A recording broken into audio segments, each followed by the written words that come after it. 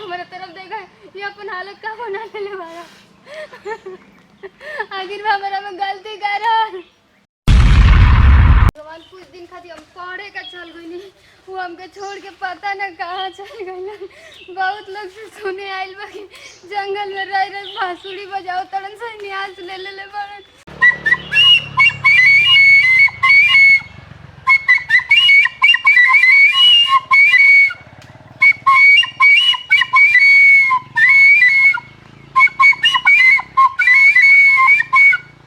जब से तू हमारा के छोड़ के चल गई तब से माई बहू के हम छोड़ के जिंदगी हमारा सुनसान हो गई बा। अब हम कहाँ खोजी हर बने बने तो भटकनी का जाने वो कहाँ मारन। हे भगवान अब सब तोहरे हाथ में बा। अब चल कहीं का घर हूँ नहीं खिंचा सकत कहे से कि माई बहू पकड़ के हमार शादी कर दी वो कहने ठीक बा हम बने में रही। हे भगवान कौन दिन देखा दल कि साला कहीं का हमार साथी जमा रहे कैसे हो कि कैसे ना हो कि बाहर में पीएचडी कर गई हमेशा साला कहीं का हम दुख से मरतनी परेशानी से मरतनी जा मर जीत कबो हम तोरा से प्यार करब। भगवान कुछ दिन खातिर हम पढ़े का चल गई वो हमके छोड़ के पता न कहाँ चल गई। किलोरी अकिया से बहे जैसे दरिया रे जिंदगिया जियान हो गई कि कैसे काट नहीं कटला उमरिया रे दुखवा दुश्मन सवार हो गई कि याद तो हर सतावे तो हम का कर। रुका ये अपन हालत का बना ले वाला हमारे तरफ देखा ये अपन हालत का बना ले वाला आखिर में हमारा में गलती कर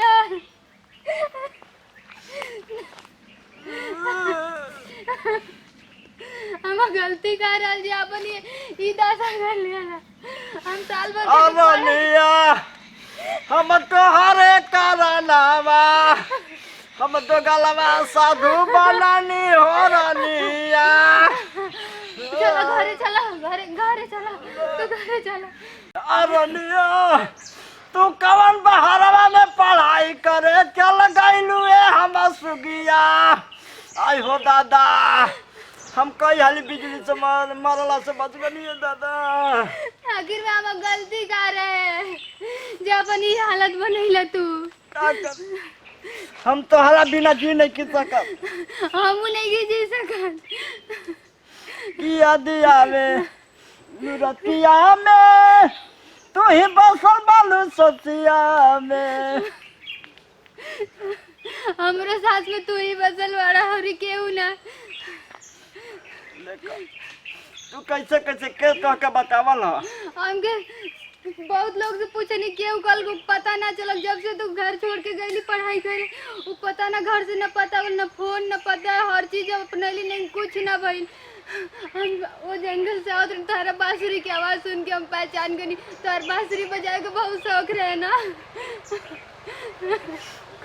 चुप रहा चुप रहा चुप रहा रोजी चुप रहा। पहले तू घरे चला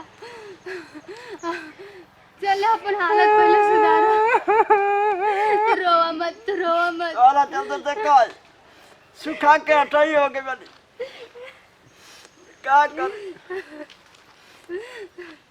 हम पढ़ाई करे गई लई तू पढ़ाई कर तू जानते नहीं को कि हमारा घर ही रह के बता छोड़ के चल गलू हम 1.5 साल में 1.5 करम हो गई एक दिन निकला लगत रहे।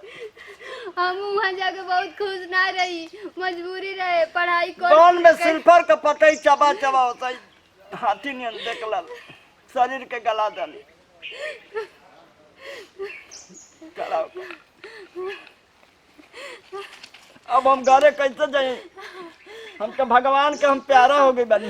ना ना ऐसे मत बोला तू घर चला अब तू हमारे से प्यार कर ना बहुत प्यार करीला कि नस नस में तू तो समझ लू न जाने कहाँ से आईलू कि दिल हो गई दीवाना का जादू हम पे चलैलू हर की मनवा न लागे अब कहीं ना रानी जी अब तजियल नहीं के जात तोहरा बिना ए रानी जी देख हम चुका के कैसे नहीं बनी चला पहले कुछ घरे खा ले चला अब